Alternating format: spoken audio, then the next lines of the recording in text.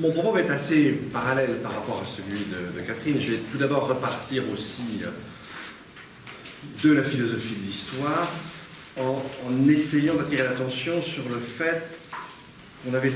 Je reviendrai évidemment sur la différenciation nature-société, mais je vais pointer la réflexion sur le fait que la philosophie de l'histoire a toujours... excuse-moi.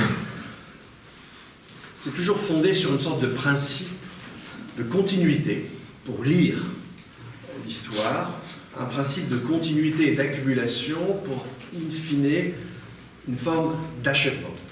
Et on va voir que, évidemment, ces catégories ne sont pas tout à fait pertinentes. On pourrait même, je vais parler de Marx, mais on pourrait même commencer avec Smith. Alors c'est un Smith peut-être très lu par Maroubi, peut-être plus que Smith lui-même, enfin bon, peu importe. C'est la fameuse théorie des 4 stades, hein, où on partirait d'un stade qu'on appelle aujourd'hui les peuples premiers, les civilisations agricoles, la civilisation commerciale et puis la civilisation industrielle alors en gestation. Et on a vraiment un principe commun, c'est celui d'une exploitation continue, cumulée et progressant des ressources et des richesses. Et le terme, c'est l'accomplissement de cette logique d'exploitation des ressources de ce qu'on appelait autrefois la nature. Si l'on se tourne du côté de Hegel, on va trouver à nouveau ce principe de continuité et ce principe d'achèvement. On a l'idée d'un déploiement de l'essence, d'une rationalisation progressive, et chose notamment tout à fait intéressante quand on regarde surtout du côté de la philosophie du droit, où effectivement reste dans la société contemporaine ce qu'il appelle das Pöbel, la populace, qui a pour caractéristique de présupposer que les intentions du pouvoir sont toujours négatives, donc il y a une sorte de puissance négative et destructive au sein de la société qui, par elle-même, appelle une étape suivante, et à l'échelle, cette fois-ci internationale, eh bien, on avait entre les nations une sorte de pur et simple état de nature, là aussi une négativité à l'œuvre, et le sens de l'histoire, c'est la résorption progressive avec l'affirmation, finalement, le développement de ce qui est là à l'origine, hein, la résorption progressive de cette négativité, avec du coup une rationalisation progressive de la société. Donc là, on est dans la simple interprétation parce que la continuité est totale. Si l'on regarde du côté de chez Marx, on a quand même rigoureusement une idée tout à fait similaire, d'ailleurs elle est directement inspirée de Hegel. Cette fois-ci, on va mettre l'accent sur la construction progressive des forces productives et la nécessité, avec le capitalisme, de les porter jusqu'à leur épanouissement quasi terminal. Et là, évidemment, il y a besoin de la pichenette révolutionnaire, en quelque sorte, pour que l'accomplissement puisse avoir lieu. Mais en dehors de cette pichenette, si j'ose dire, la logique est rigoureusement la même.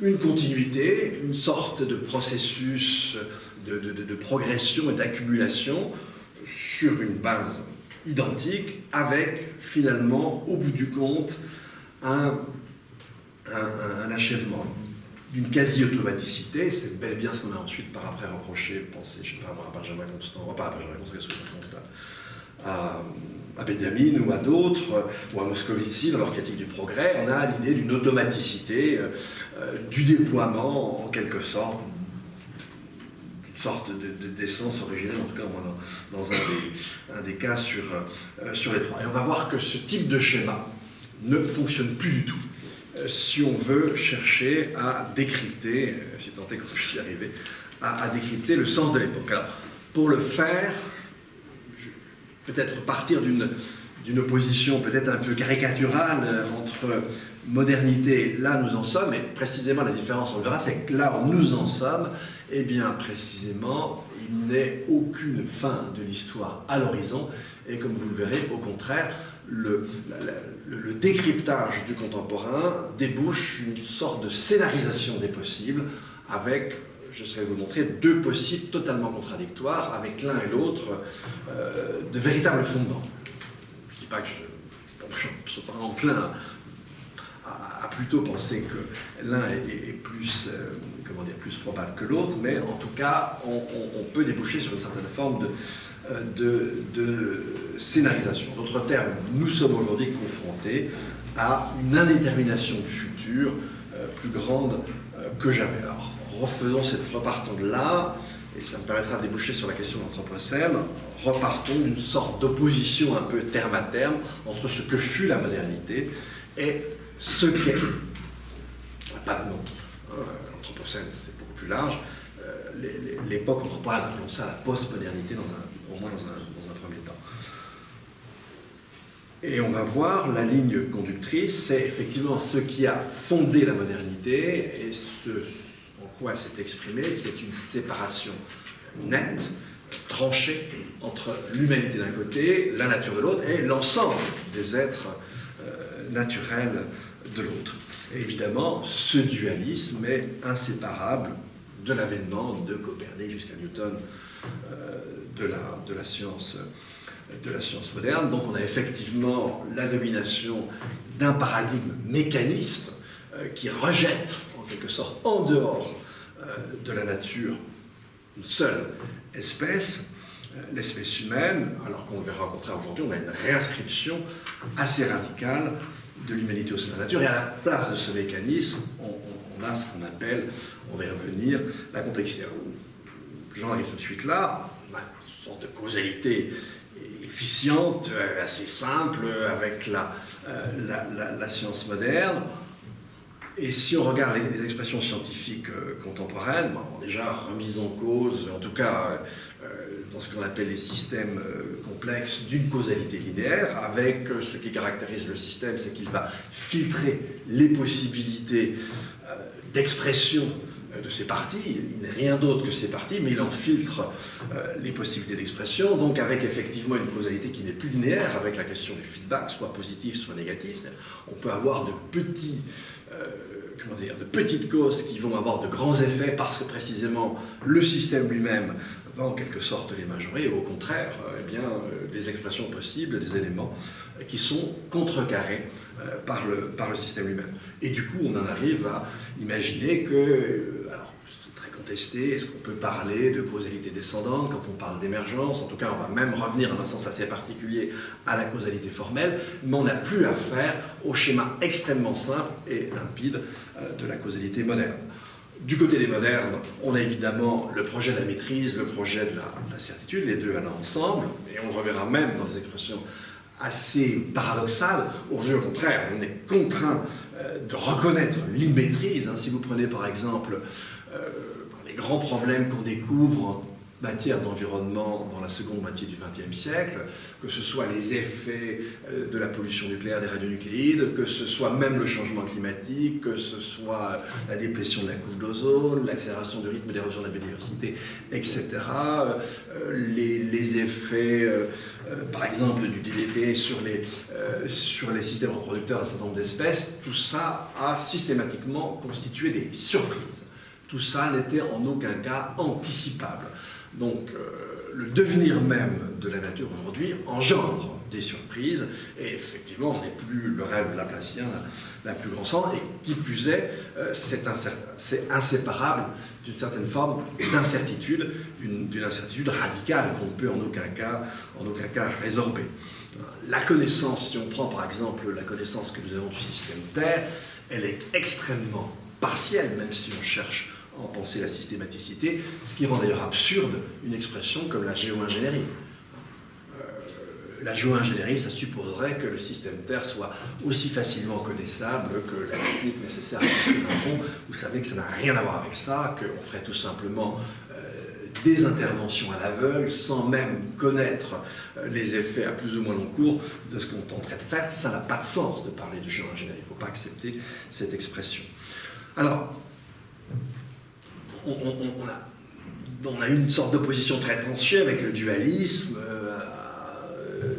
avec d'un côté l'esprit, d'un côté la matière. Là, au contraire, on a plutôt l'idée, évidemment, de l'inséparabilité de l'esprit et de la matière. On a un esprit qui se dissémine dans le genre animal, qui se dissémine dans des procédures automatisées, et Et donc, cette espèce de coupure radicale, alors que va exprimer à sa manière d'anthropologue Descola, avec son idée de naturalisme, hein, à savoir l'idée d'une espèce humaine qui se pense comme étant la seule à jouir d'une intériorité, d'avoir accès aux représentations, et en ravalant au-delà tout le reste dans la pure physicalité.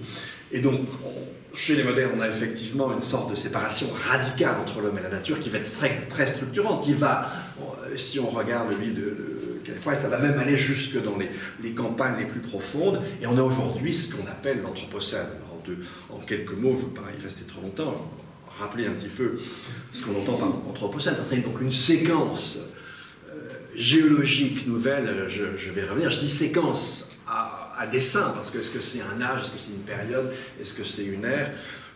De toute façon, je vais y revenir, mais il n'est pas du tout évident d'ailleurs que les géologues acceptent cette expression, mais plus elle est en quelque sorte reprise culturellement, plus elle devient un enjeu pour les sciences sociales et humaines, et moins on a de chance de voir les géologues se l'approprier.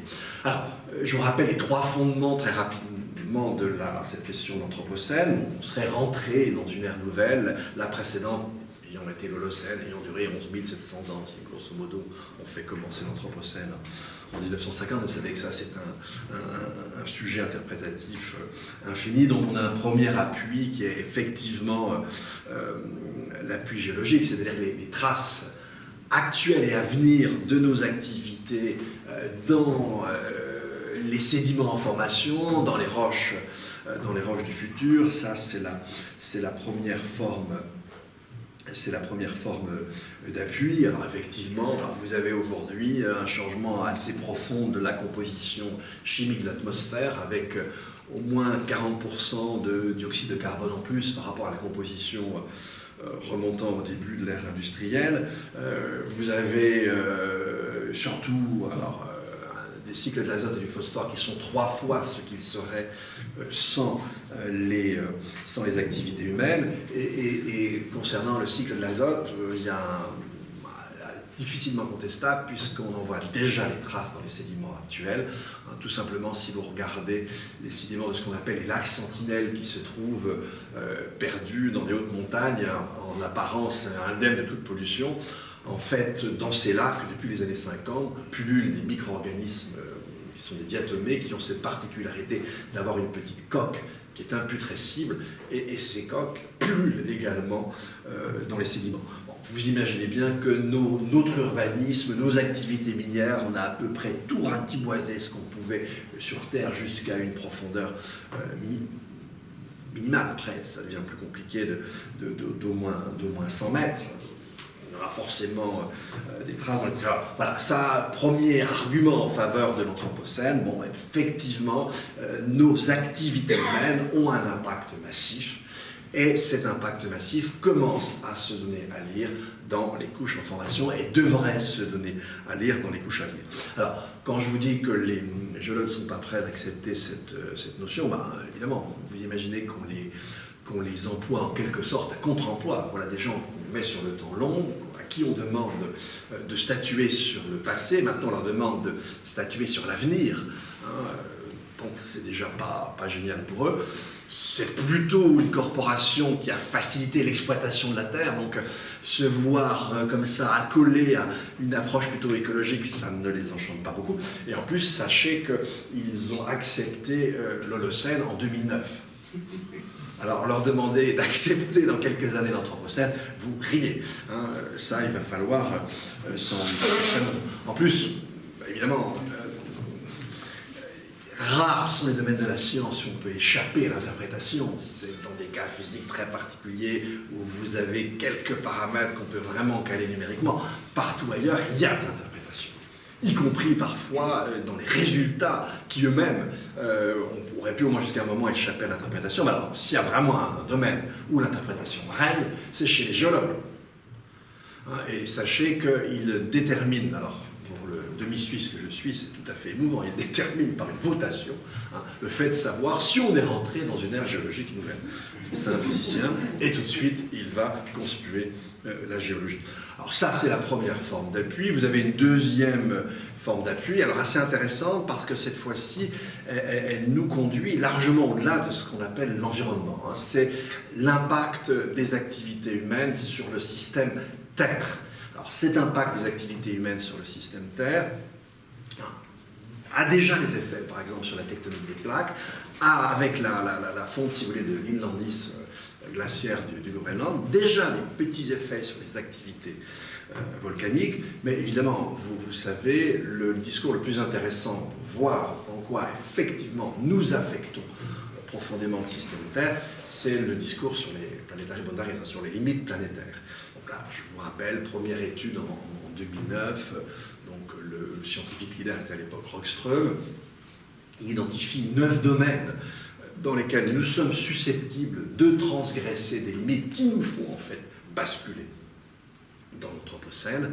Et je vous rappelle ces domaines, je vous dis, mais moi je ne vais pas me tromper, mais vous avez évidemment tout d'abord le cycle du carbone avec le climat, vous avez l'érosion de la biodiversité, vous avez les cycles d'azote et du phosphore, vous avez l'acidification des océans qui est un effet évidemment du changement de la composition chimique de l'atmosphère, vous avez les limites en matière d'usage des sols, vous avez les limites en matière d'usage de l'eau, vous avez la pollution chimique, mais même aussi maintenant l'introduction de matériaux étrangers, on met ça dans un même et joli paquet, qu'est-ce que j'en ai peut-être oublié, je ne vais pas faire des comptes, il y a aussi la question des aérosols qui modifient l'albédo de la Terre. Or, en 2009, première publication de cette étude, sur ces 9 limites, nous en avions à l'époque déjà franchi 2.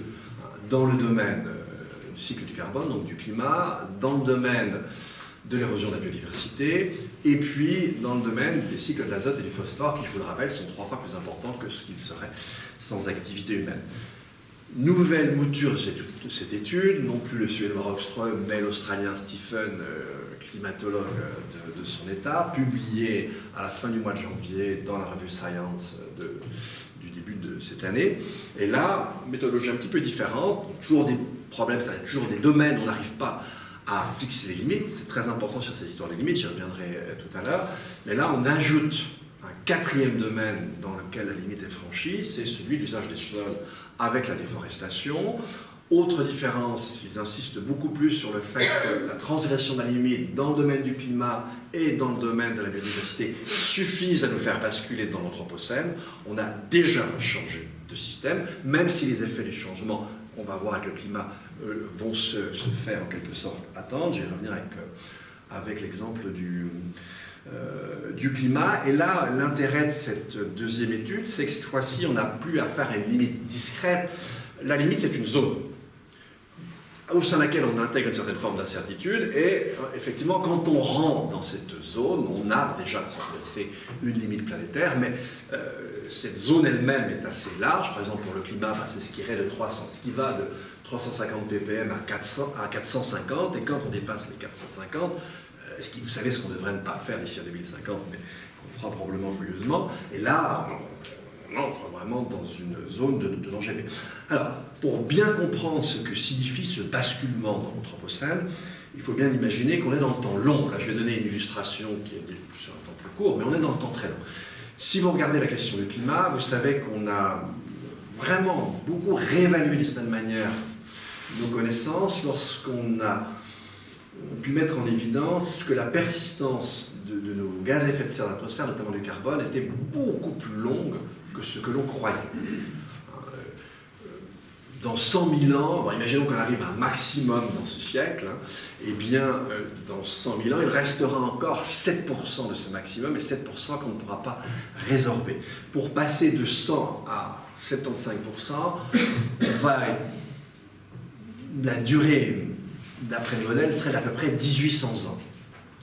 Ensuite, on va passer de ça à 25% pendant encore quelques milliers d'années, ce qui signifie que si on avait une élévation de la température à la fin de ce siècle de 3 degrés, faites bien attention, d'une part, vous avez encore déjà 2 degrés dans les tuyaux, c'est-à-dire qu'à la fin du siècle suivant, à la fin du 22e siècle, eh bien, on aurait une moyenne de hausse de la température de 5 degrés. Et ces 5 degrés, nous les aurions au moins pour 5 millions. Alors c'est une des raisons différentes de celle qu'a indiquée Catherine tout à l'heure, pour laquelle je ne trouve pas appropriée l'expression de crise écologique. Parce que l'expression de crise, on l'emploie pour la finance, on l'emploie pour d'autres choses. Très sincèrement, l'étalonnage de la durée n'est pas le même. Et qui dit crise, dit période charnière entre deux normalités, une normalité antérieure et une normalité qui succéderait. Là, on est sur un tunnel indéfiniment long, avec des soubresauts constants, pendant probablement des milliers d'années. Parler de crise est une façon vraiment d'induire un futur qui n'a probablement pas grand-chose à voir avec celui qui nous attend. Si vous regardez les effets sur la biodiversité cette fois-ci du basculement qu'on a déjà réalisé, eh bien les effets sont sur des millions d'années. Donc on est vraiment sur une durée qui n'a rien à voir avec celle d'une crise. Alors ça, c'est le deuxième volet d'appui, mais c'est très important à cause de cette notion d'image, je reviendrai tout à l'heure. C'est le deuxième volet d'appui. Le troisième, c'est plutôt le travail de géographes et de Jean Commerlis et d'autres, où on va insister sur le fait que 90% de la photosynthèse est déjà dans des biomes sous plus ou moins contrôle humain, etc. Et donc on va mettre en avant l'artificialisation, alors pour elle-même, même presque sensible, de notre environnement. Alors là, on reste dans l'environnement, en quelque sorte, au sens strict. Alors, une fois qu'on admet cette idée d'anthropocène, et qu'on admet le fait que nous avons basculé au-delà de l'Holocène, et que du fait de nos activités, nous sommes devenus une force géologique, et que nous avons effectivement très profondément affecté le système Terre. Eh bien, je dirais qu'à partir de là, vous avez deux interprétations diamétralement opposées, qui sont, on pourrait dire, possibles, qui sont totalement possibles, et qui toutes les deux partent d'une sorte d'inséparabilité de l'homme et la nature.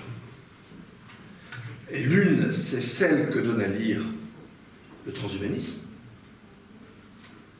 et l'autre, évidemment, on pourrait l'interpréter, on pourrait dire l'interprétation écologique. Alors, ce sont vraiment deux idiotypes qui sont vraiment les deux extrêmes qu'on peut imaginer quant à notre avenir. Et en fait, on a une réalité unique qui est l'interaction indiscernable entre l'homme et la nature, avec, dans un cas, on va le voir, l'idée d'un pôle humain qui serait plutôt voué à se réduire à l'avenir, et dans l'autre contraire, l'idée d'un pôle humain qui serait voué à gagner indéfiniment. Et on va voir que humain est trop, on va le comprendre après, et voué en quelque sorte à étendre le caractère hybride, à étendre l'entrelac au reste, déjà de la biosphère, et on va le voir même, selon certains délires probablement, au-delà. Mais, donc on aurait en quelque sorte le pôle artificiel qui serait voué à phagocyter progressivement le pôle naturel. Mais étant donné qu'on a affaire à deux pôles d'une seule et unique réalité désormais. Donc évidemment, l'une c'est l'interprétation transhumaniste. On peut dire c'est du délire, etc. Oh, attention, pas si simple. Pas si simple. Tout simplement pourquoi? Parce que, en fait, si l'on regarde le présent, on est vraiment confronté à un paradoxe total. C'est-à-dire qu'effectivement, si je regarde du côté du système Terre, nous sommes manifestement confrontés à des limites. En revanche, si je regarde certains secteurs technologiques, je ne vois aucune limite. Il n'y a pas, pour le moment, en termes informatiques, de limite envisageable à loin de nous. Dans le terme d'artificialisation du corps humain, on ne voit pas de limite possible. Dans le domaine de l'intelligence artificielle, on ne voit pas de limite possible. Ce n'est pas parce qu'on ne les voit pas qu'elles n'existaient pas. Mais en tout cas, aujourd'hui, on ne les voit pas. On ne les voit pas. Et je dirais autre chose, je dirais que on a une expérience que chacun de nous fait. Par exemple, avec les aspects, pas les aspects de type infection bactérien, mais les effets mécaniques de la médecine aujourd'hui. Ce qui est extrêmement important, c'est effectivement les credos de fond des populations sont souvent attachés à des expériences très fortes. Les guerres de religion, c'est précisément ce qui va fragiliser l'idée d'un bien commun et qui va la fragiliser très durablement. Et c'est évidemment, sans les guerres de religion, probablement que le libéralisme n'aurait jamais pu éclore. En tout cas, pas comme il l'a fait.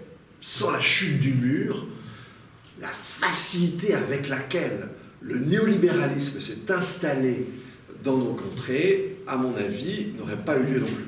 Là, on a une expérience très forte des gens, liée, si vous voulez, à une artificialisation des corps sans limite et revendiquée par les gens.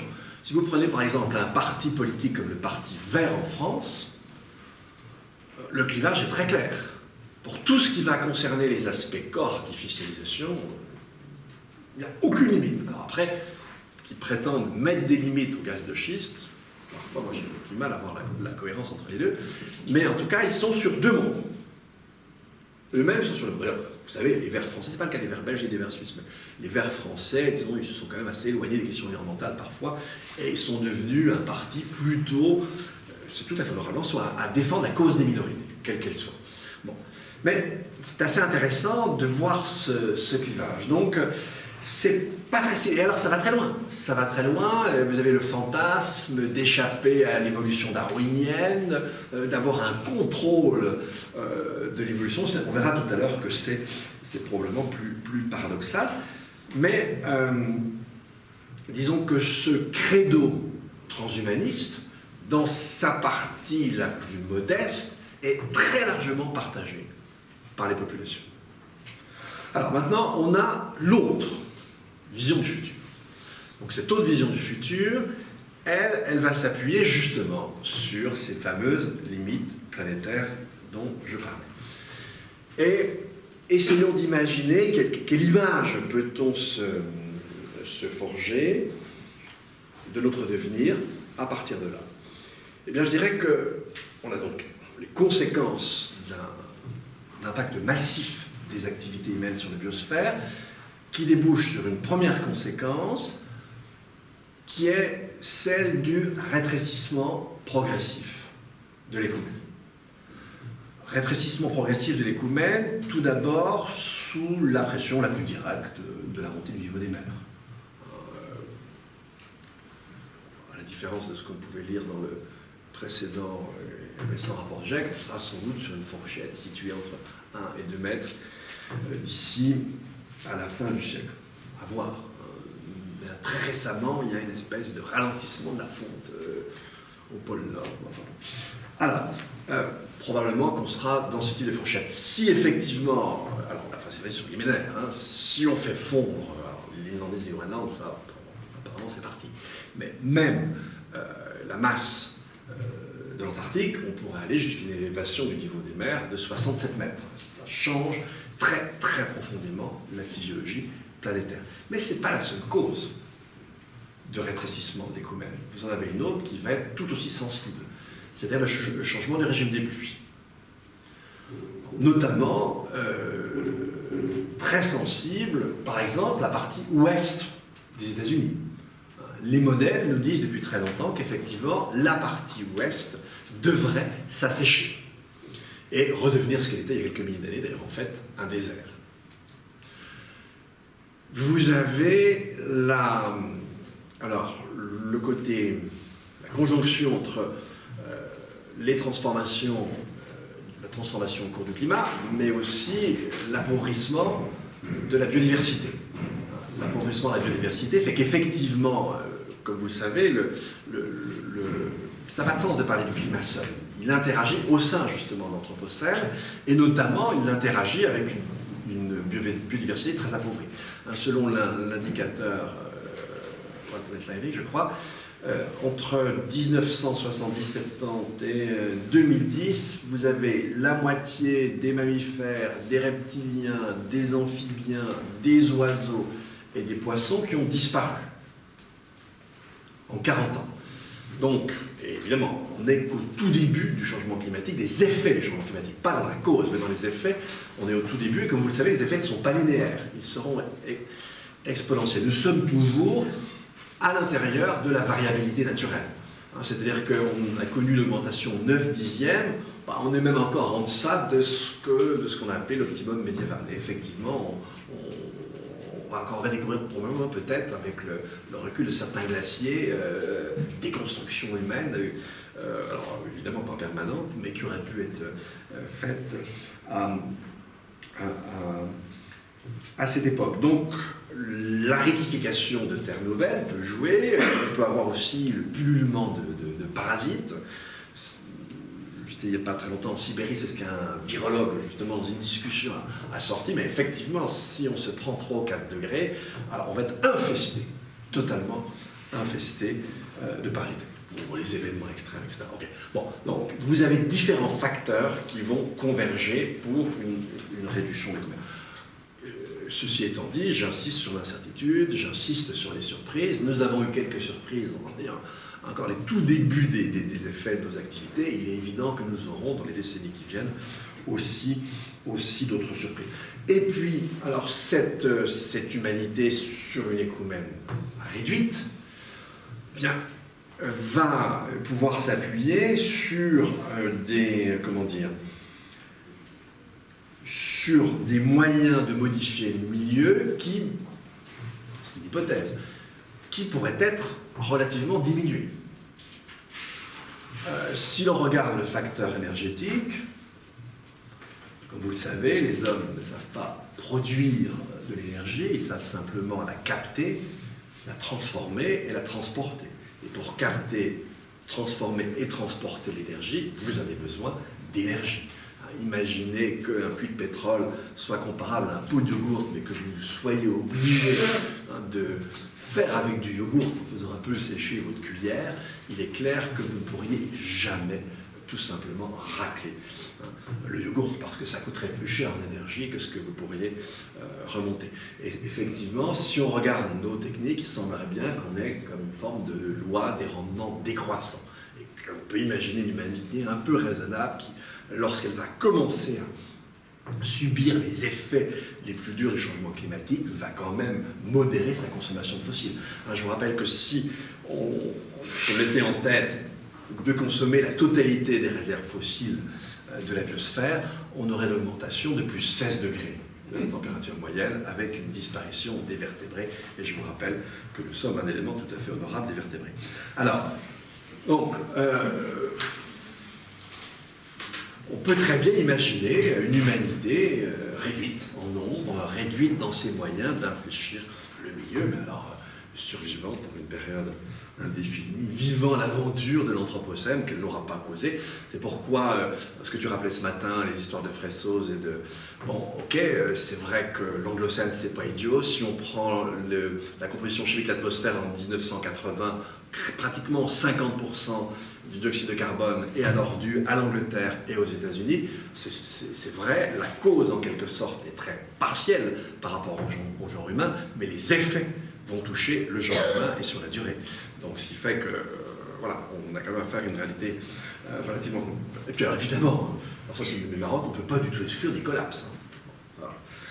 Durant cette longue période. Mais, du coup, la pauvre chouette de Minerve, elle n'arrive pas à prendre son envol. Et c'est ce qu'on va essayer de voir. Et elle est vraiment en peine pour interpréter le futur. Et on va le voir, et l'hypothèse continuiste, et l'hypothèse d'un achèvement et d'un accomplissement final, unique, et alors final en deux sens du terme, du genre humain, il paraît plus difficilement pensable. Bon, reprenons le scénario transhumaniste. Donc là, on est dans un premier temps tout à fait dans l'idée, il est essentiellement fondé sur l'accroissement et la continuité de l'accroissement des techniques, avec le fantasme de la singularité, un moment où les différents génies eh bien, convergent et débouchent sur une absence radicale de limite à l'agir humain. Alors je n'ai jamais vu le moindre commencement de preuve nous montrant qu'effectivement, cet accroissement en question irait au-delà des domaines où effectivement on constate, pour le moment, une absence de limite. Je prends simplement la question du climat. La chose la moins idiote, ça serait d'absorber le CO2 qu'on a mis dans l'atmosphère. Alors les autres façons de géo-ingénierie sont assez aventureuses.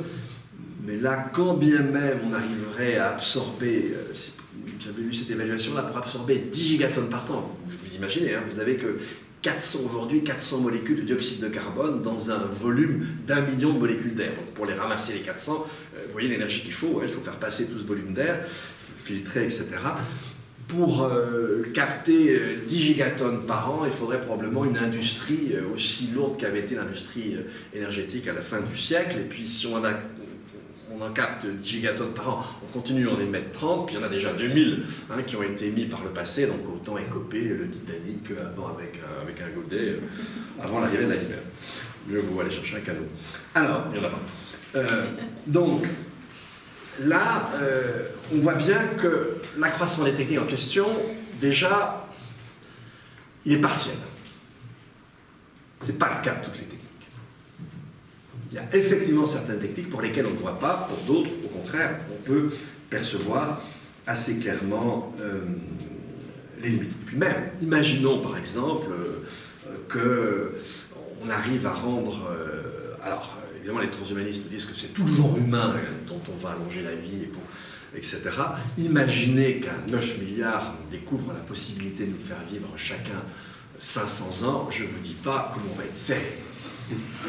Donc il y a quand même une certaine limite qu'on va trouver assez facilement. Mais ça, ils n'y pensent même pas. Ça, c'est assez amusant d'ailleurs.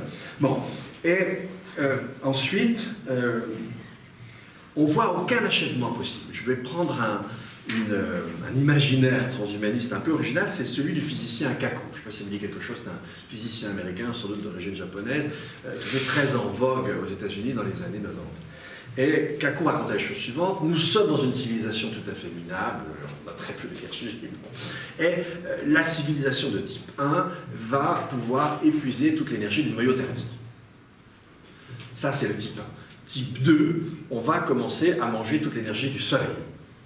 On va s'arrêter quand même un moment. Et puis après, eh bien, on va manger tous les soleils de la galaxie. Et en fait, si vous voulez, le programme est sans fin à tous les sens du terme.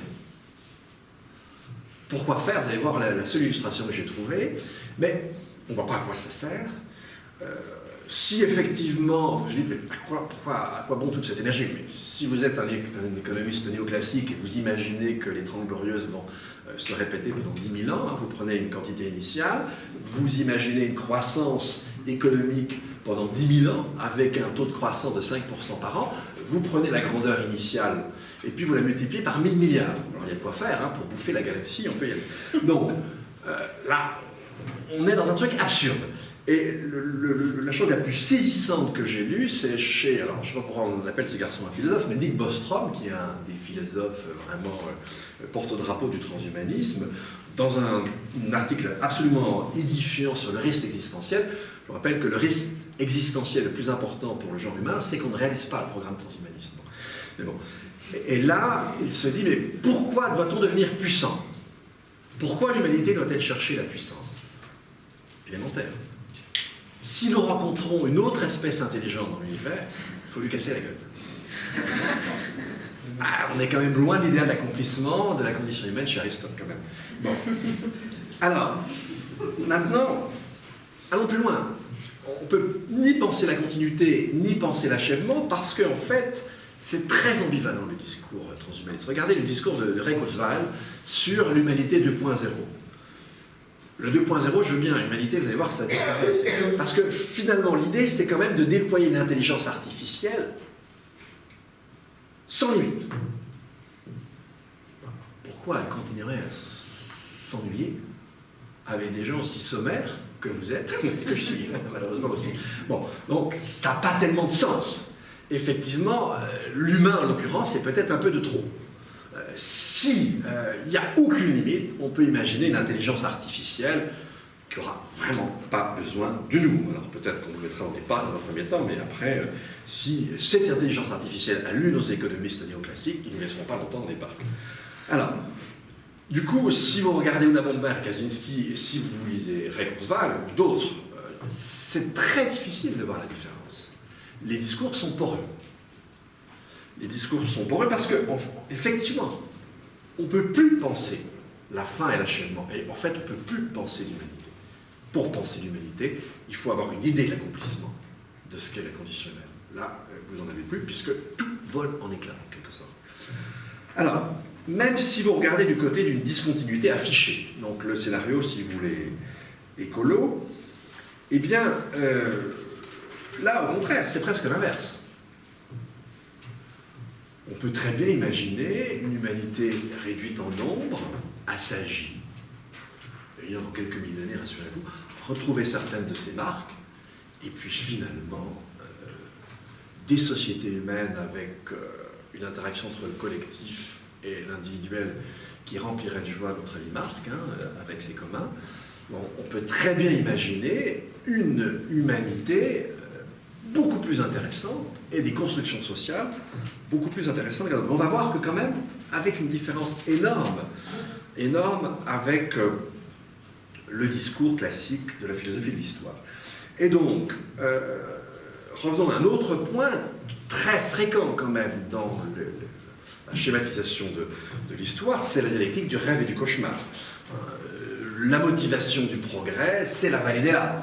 C'est le cauchemar qu'est la vie humaine avant l'essor baconien du génie technologique.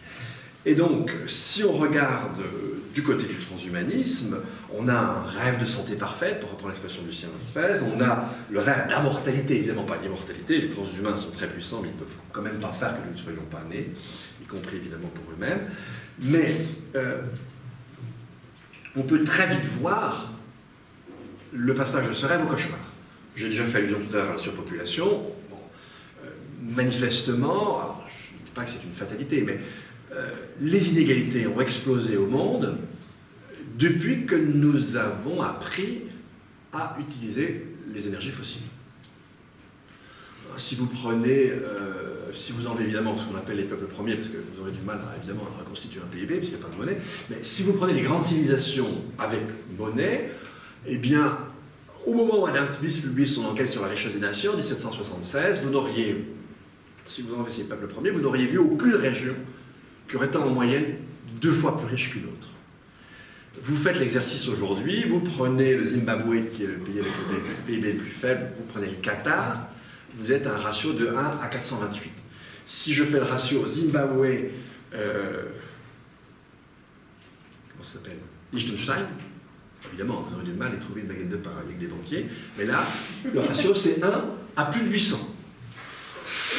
Une explosion des inégalités. Les transhumanistes nous disent non, le progrès est pour tout le monde. Je veux bien que le séquençage du génome humain vaut plus très cher aujourd'hui, mais entre nous, nous sommes déjà dans une médecine à 2 vitesses. À 2 vitesses dans le pays. Vous rajoutez un certain nombre de vitesses si vous élargissez.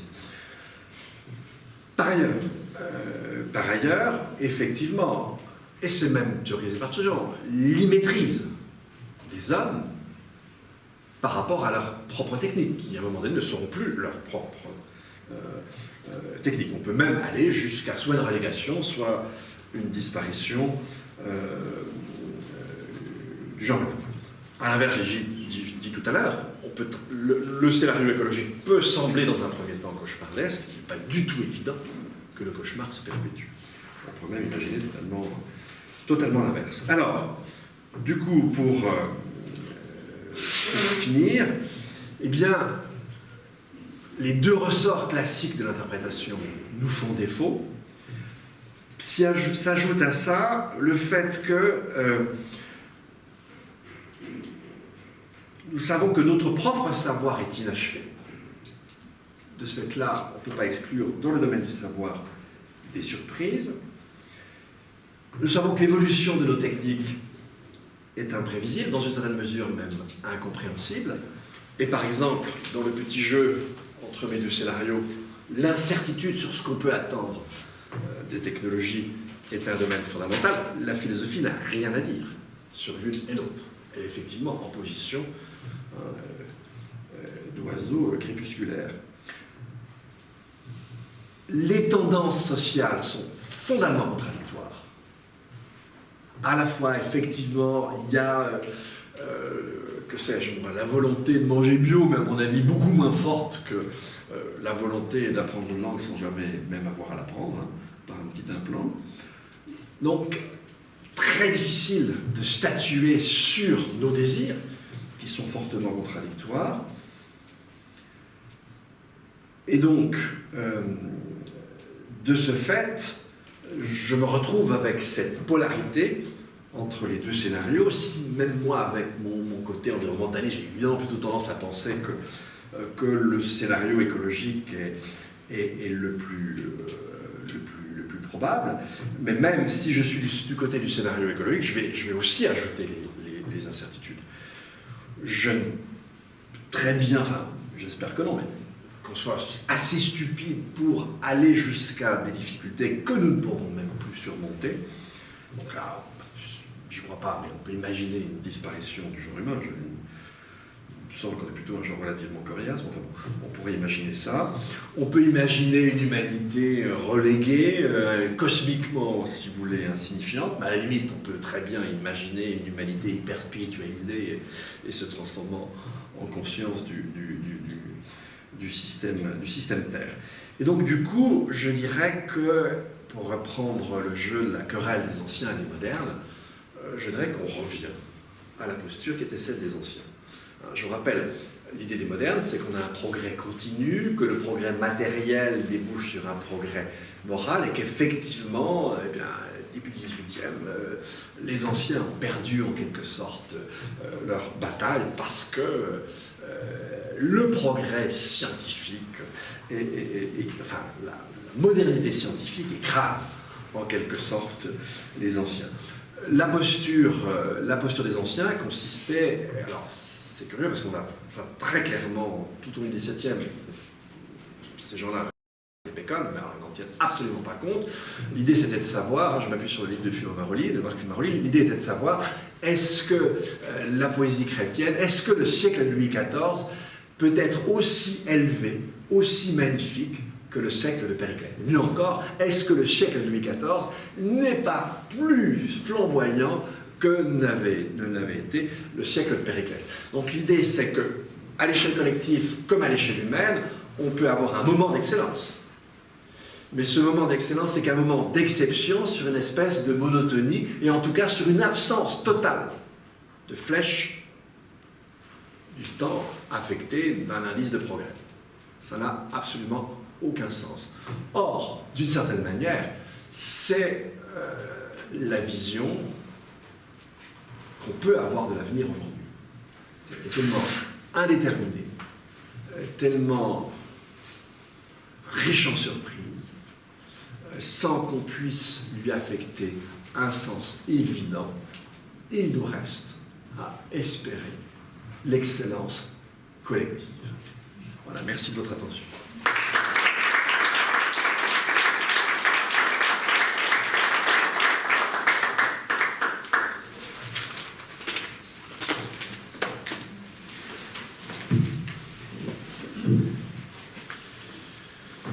Et voilà, merci beaucoup à Dominique Bourg pour cet exposé à la fois stimulant et provoquant et qui, je suppose, va entraîner quelques réactions. En tout cas, vous avez la parole.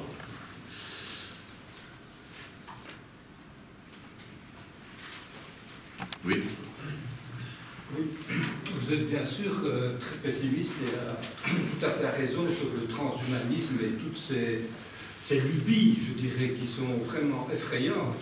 Mais par contre, dans le domaine de la créativité humaine, je suis un peu plus optimiste tout de même, parce qu'on voit que malgré le fait que l'être humain est aveugle, ne sait pas voir, épistémologiquement, parce qu'il n'a pas les capacités scientifiques pour comprendre, comme le cancer par exemple, il ne veut pas voir, il est aveugle, et comme le dit très bien Naomi Oreskes, on l'empêche de voir, donc ces trois façons de faire se mettent en synergie, mais enfin, quand on va au Danemark maintenant, dans une île qui devient tout à coup énergétiquement autonome, il y a une petite lueur d'espoir, quoi. C'est de dire, si on parvient à transposer ce modèle, le faire adopter, entre autres par Poutine qui vend du gaz, ça ne sera pas évident, et au Cheikh d'Arabie non plus, mais si, dans un sens du sauvetage collectif, on parvient à faire adopter ce modèle,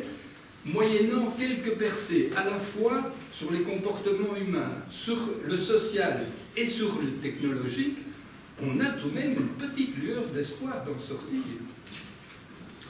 Alors, si vous voulez, déjà un premier élément, merci pour votre question. Déjà un premier élément de réponse concernant les lubies transhumanistes. Une lubie, ça peut être très destructeur. Il ne suffit pas que ce soit une lubie pour disqualifier. Et puis ce qui me gêne beaucoup dans cette lubie, parce que comme vous, je pense que c'est en partie une lubie, c'est une lubie qui vaut des centaines de milliards de dollars. C'est la lubie que promeuvent Google, Facebook, etc. Donc ça fait beaucoup. Ça fait beaucoup et ils ont les moyens, et ils ont des moyens gigantesques, avec des fantasmes fous, d'échapper aux États, de construire une île continent sur le Pacifique, enfin n'importe quoi. Mais bon. Et chacun de nous, par nos clics, moi le premier, nous contribuons à la puissance et à la richesse de ces gens. Alors ça, c'est le premier élément de réponse. Deuxième élément de réponse, alors oui, on peut faire des choses qui sont assez extraordinaires, Dieu merci d'ailleurs. Et si vous m'avez écouté, je ne suis pas pessimiste en général, je le suis sur la période qui vient. La période qui vient, alors période, je ne vais pas m'amuser à la définir parce que je ne saurais pas le faire, mais ça peut être assez étendu, j'espère que ça sera le moins possible, mais on va quand même rentrer dans une période de soubresaut énorme. Bon, et donc là, ça me fait quand même relativement peur parce qu'un des effets de ces soubresauts, c'est notamment par exemple un affaiblissement de nos capacités de production alimentaire. Bon, maintenant, une île, c'est une île, et il y a une question d'échelle. Et donc, ce qu'on peut faire assez rapidement à une petite échelle, en prenant des moyens ailleurs, précisément parce qu'on les prend ailleurs, ne serait-ce qu'en matériaux, etc., on ne peut pas le faire à une grande échelle. Et c'est toute la difficulté. Et puis, alors, puisque vous avez parlé de Poutine, quand il fait moins 40 en Sibérie, ça devient dur d'avoir des panneaux photovoltaïques et de faire fonctionner des éoliennes. Elle se grippe et les panneaux photovoltaïques, il y a de la neige dessus pendant à peu près 6 mois.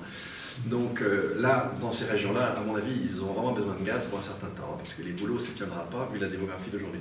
Mais bon, c'est pas simple. Certes, individuellement, nous sommes intelligents, collectivement, on peut avoir parfois des doutes. Individuellement, nous sommes très intelligents. Il y a de l'inventivité, on aura des surprises. Je vous ai dit, moi j'ai parlé de 2 idéotypes, je ne suis pas Madame Soleil. J'ai pris certaines caractéristiques, je les ai poussées jusqu'à l'absurde. Et ça me donne mes 2 scénarios. Ce que sera la réalité, ça sera peut-être entre les deux, je n'en sais fichement rien. Moi, je ne décolle pas au crépuscule, je reste dans ma niche et je regarde depuis là, et là, je vois, c'est 2 possibles, mais j'en sais pas plus. Donc, voilà, on verra bien, mais en tout cas, c'est surtout pas, comment dire, c'est surtout pas une raison de ne pas agir. Alors, surtout pas. Là, nous sommes lancés dans un véhicule qui va relativement vite vers le mur, au moins essayons de freiner. Ça pourrait être intéressant comme idée. Et même si, par exemple, à Paris en 2015, il en sortait des modalités financières innovantes pour ce fameux fonds des 100 milliards de dollars par an pour les pays en voie de développement et les pays les moins avancés, ça serait une pompe à finances qui ne serait pas inintéressante pour des effets. Donc on peut même de cette conférence attendre certaines choses. Donc voilà, on essaie de freiner, on essaie de penser, on essaie d'inventer, mais au moins déjà freinons.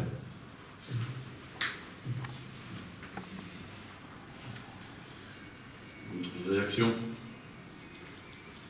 Oui. À ce moment-là, bon, j'enchaîne sur ce que tu dis, quand tu dis essayons d'agir. Est-ce que le problème de ce que tu présentes n'est pas ta propre position? De te mettre en situation d'observateur de tendance globale, alors que nous sommes dedans. Je veux dire, ce qui me frappe dans un certain nombre, là c'est pas pour toi, mais ce qui me frappe dans un certain nombre de présentations de l'avenir possible, c'est le côté, c'est pour ça que le terme de crise, on peut peut-être encore le prendre, médical. C'est un peu le médecin qui dit aux malades, vous savez, si vous continuez à boire, à manger, à fumer comme vous faites, vous avez pour 2 ans. Hein. Bon. Et en gros, le malade lui dit, mais pour l'instant, ça va très bien. Hein. Bon. Alors aujourd'hui, c'est exactement ce qu'il dit. C'est exactement ça. Hein. Bon, mais je veux dire, ce genre de choses, c'est possible parce que le médecin, il voit le malade de l'extérieur. Mais nous qui sommes dedans, alors peut-être que nous pouvons faire l'effort de voir la totalité, mais ma question, c'est comment tu articules la vision globale avec le fait qu'on est dedans et qu'on a décidé d'agir d'une façon ou d'une autre. Je ne vais pas développer, mais pour moi, ça va avec. C'est-à-dire qu'il y a 2 étages différents, et il me semble vraiment important d'essayer... Voilà, mais c'est le deuxième, j'aimerais bien... Alors, non, celui-là, c'est le 3e, j'en vois 2 autres. D'accord. J'en vois 2 autres. Cette semaine, on avait vu dans ton séminaire mon collègue Ami Kerry. Ouais. Donc, au contraire, ce qui nous intéresse, c'est d'essayer de penser à des mécanismes politiques qui pourraient être des correctifs au gouvernement représentatif. Sans sortir d'une logique représentative, on n'a aucune chance d'en sortir aujourd'hui. Et de ce fait-là, évidemment, c'est pas plus la réalité nous imposera des défis, et plus ces correctifs devraient voir leur rôle et leur importance s'intensifier. Ça, c'est un élément de réponse. C'est l'élément de réponse à l'échelle institutionnelle. Mais il me semble qu'il ne faut pas conduire que c'est le seul élément de réponse. Moi, je suis très fasciné aujourd'hui, et là, on va rejoindre ce que disait Marc tout à l'heure, je suis très fasciné par cette histoire des communs. Hein, effectivement, alors, le livre de Laval et Dardot est assez pénible qu'il donne... Oui, il donne comme dans le commun, comme une sorte d'alternative au marché à l'État, ce qui est absurde.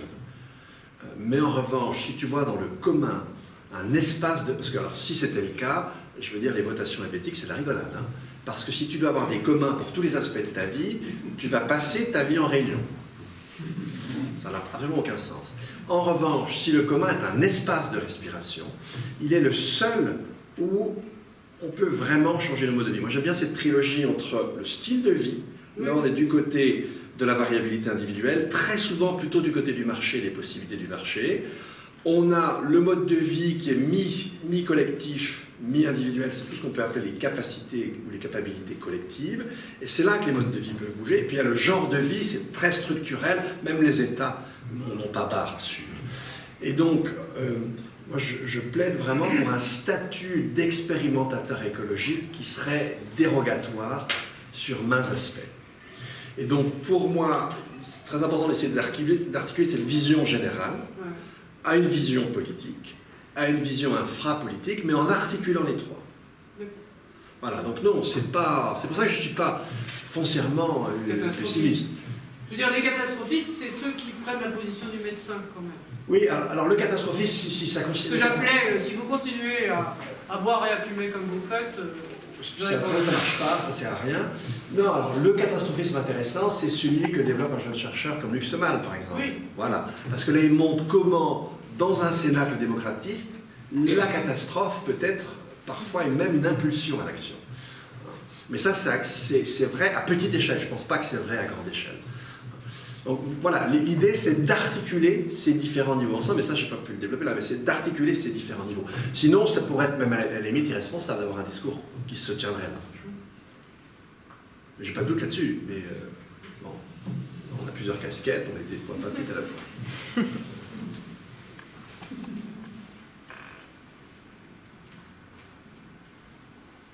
Je crois qu'on prend la pause café.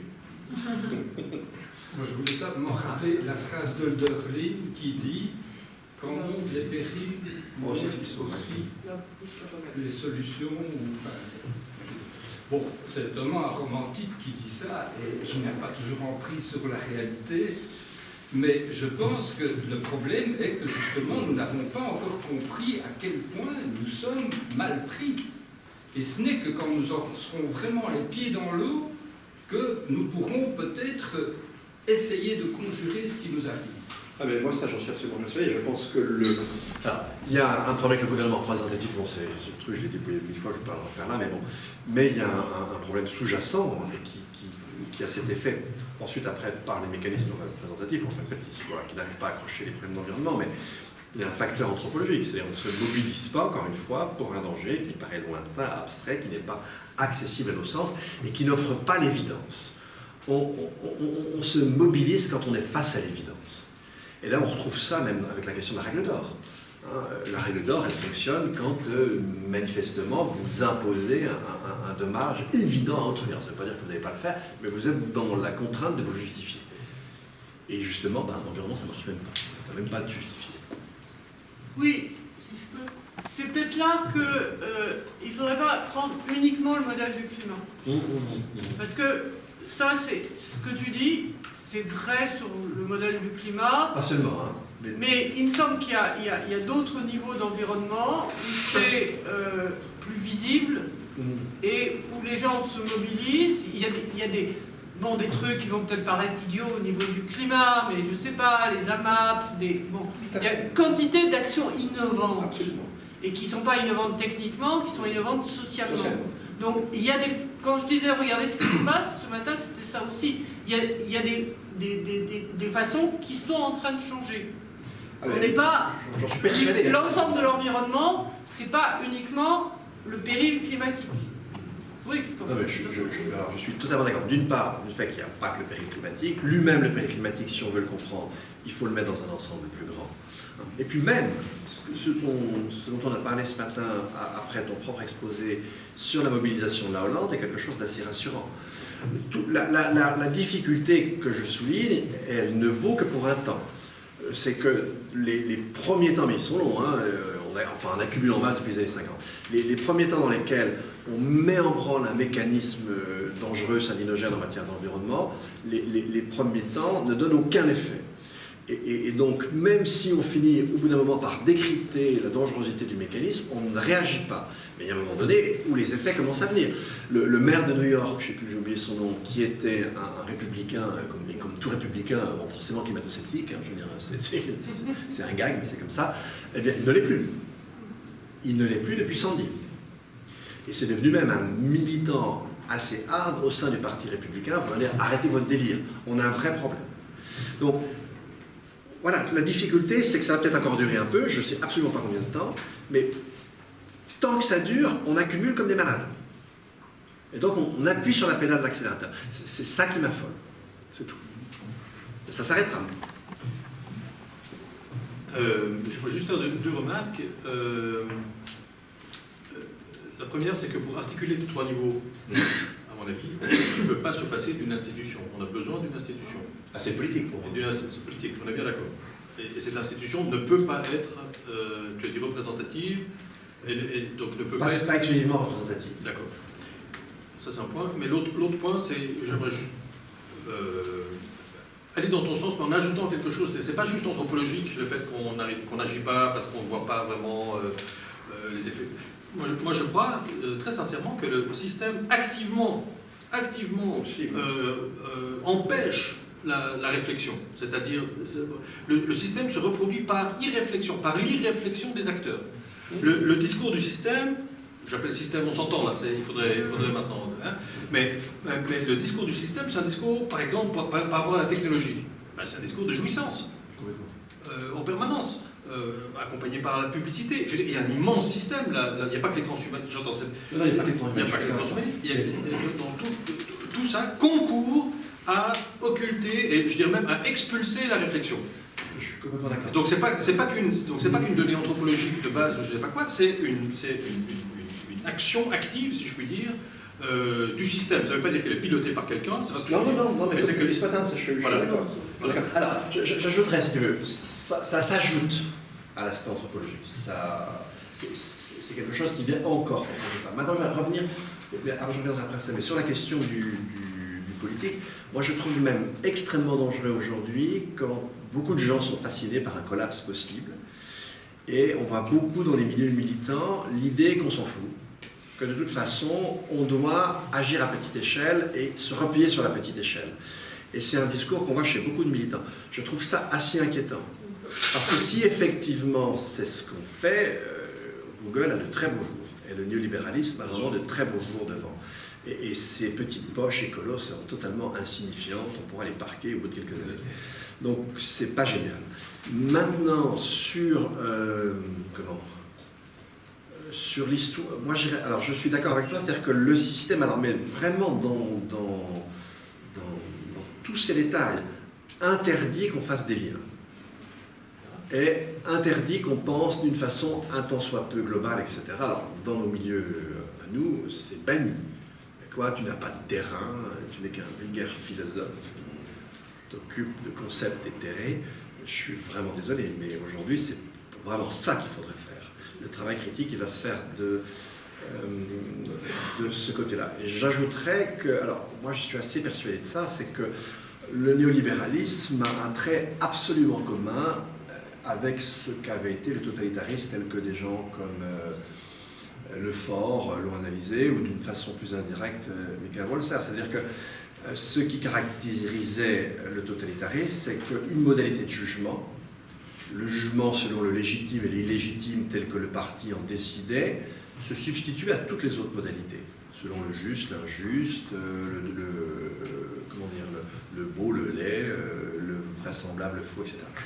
Bon, Staline publie un article en linguistique, vous vous souvenez de l'affaire Lysenko, déterminé de ce qui était beau, etc. Ben, je suis désolé, mais le marché joue rigoureusement le même jeu aujourd'hui. Il s'est substitué à toutes les modalités de jugement. Et le fait que maintenant on en passe par une analyse coût-bénéfice pour les politiques publiques est quelque chose de totalement dramatique. Donc, je suis non seulement d'accord avec ce que tu dis, mais j'en rajoute.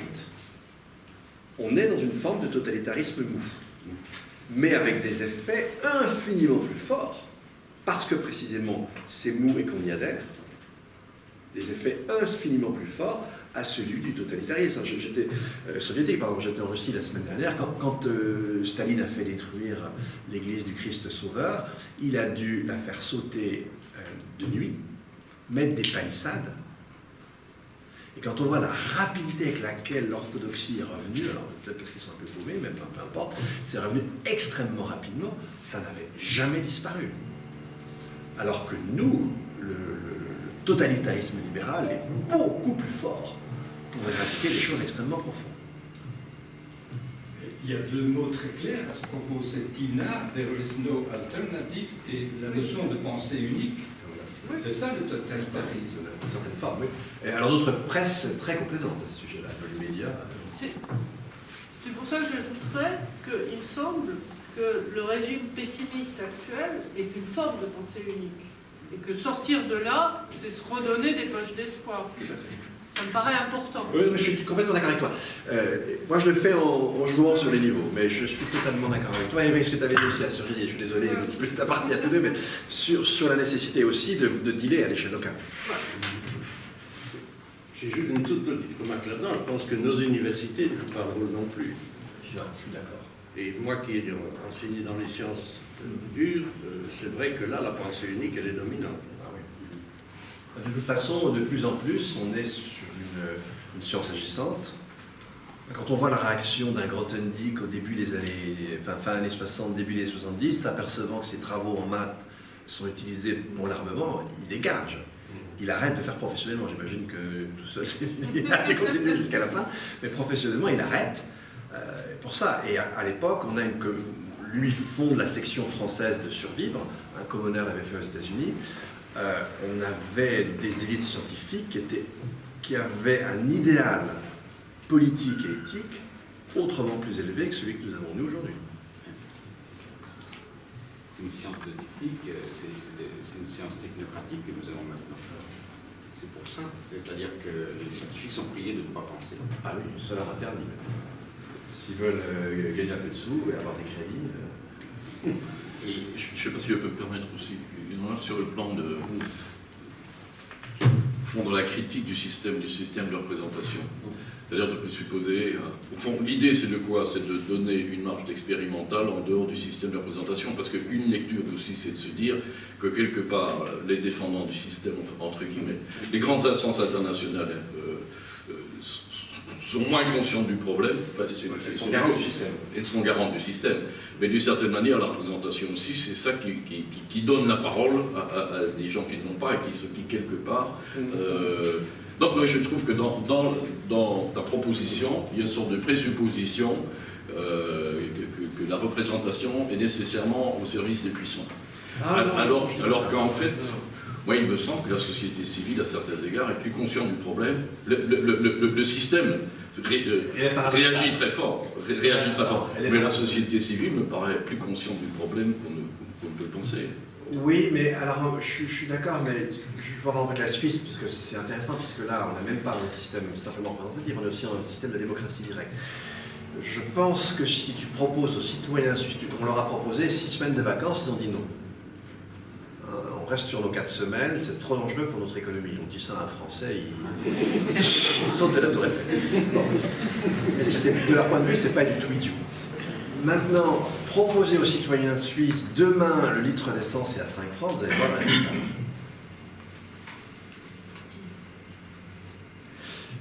La société civile, elle est ambivalente.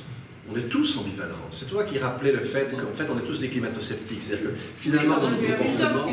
Quelque part, on est tous... Ben oui, mais il n'a pas tout à fait tort quand même. Donc, je pense que c'est compliqué. C'est pour ça que j'ai insisté quand même sur l'aspect anthropologique. En le donnant comme une couche. Je suis d'accord avec ce que tu dis, Marc, j'en ai même rajouté une, mais le côté anthropologique, nous sommes des bestioles assez paradoxales quand même.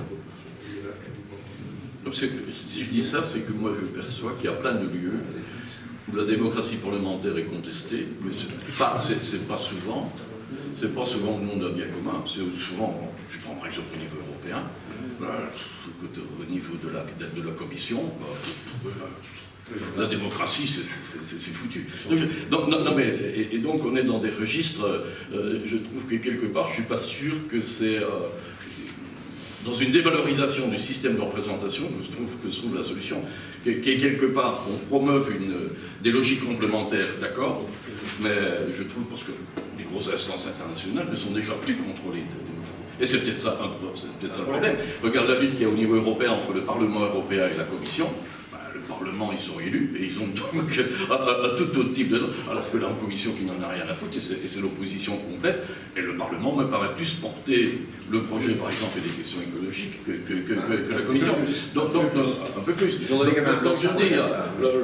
je suis un peu étonné de voir qu'il y a une sorte de dévalorisation spontanée du système parlementaire alors que dans les faits, je ne suis pas sûr que c'est la solution de déforcer le système parlementaire. Je pense que imaginer des modalités de fonctionnement où il y a un imaginaire qui prend le pouvoir mais là d'accord, donc mais dans une logique de renforcement, je dirais presque du système parlementaire, mais je ne sais pas. Moi, j'ai beaucoup le système suisse où on mixte le système représentatif et la démocratie directe. Le seul problème dans ce système-là, c'est qu'il n'y a pas de constitutionnel. Et que du coup, ça peut, dans un contexte comme celui qu'on connaît aujourd'hui, ça peut un petit peu déraper. Avec quelques collègues, dont 2 constitutionnalistes, on avait écrit un livre qui s'appelait pour une 6e République écologique, je crois, où on proposait un système comme ça pour la France. Et dans un mois, je sors un petit livre sans espoir qui s'appelle Helvétiser la France. Je vais me faire lyncher. Bon, je vais rester en Suisse. Mais je pense que ça pourrait être intéressant parce que le système parlementaire tel qu'on le connaît en France, c'est vraiment un système qui est fait pour créer une espèce de dissensus parfois extrêmement artificiel qui permet un blocage. Et quand on voit bien, imaginons que par exemple Marine Le Pen arrive au pouvoir, c'est pas totalement impossible dans la décennie à venir, le système lui crée un pont d'or.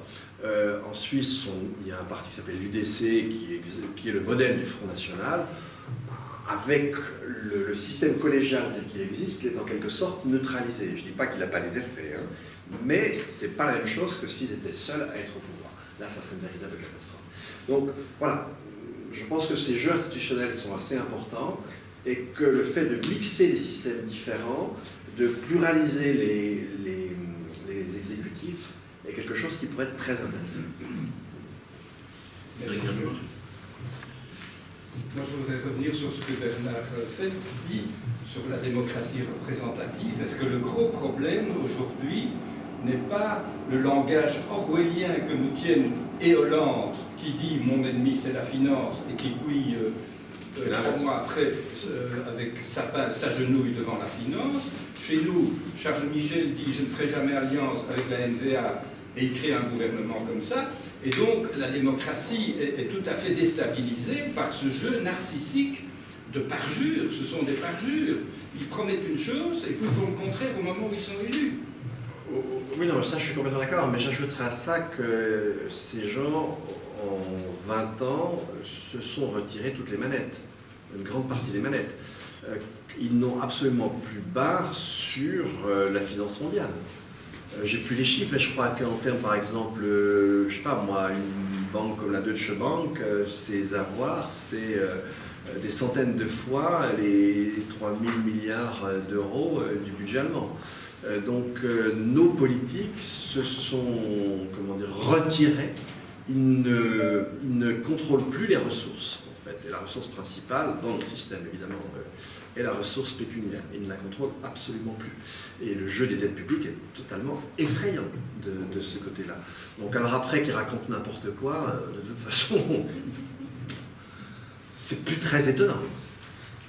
Moi, ça me fait vraiment penser ce qu'on vit aujourd'hui. Vous avez un très bon et jeune historien ici qui est assez marrant là-dessus, c'est son propos, David Engels. Je pense que ce qu'il raconte sur le passage de la République à l'Empire romain est assez intéressant. N'oubliez pas qu'Auguste prend le pouvoir, crée tous les pouvoirs de l'empereur. Il n'aura pas le titre, lui, mais à dessein, parce qu'il a acquis le pouvoir en donnant comme programme officiel la reconstitution de la République. Et c'est lui qui a construit l'Empire. Génial dans le genre. Et tout le monde a marché. C'est à peu près ce qui nous arrive aujourd'hui.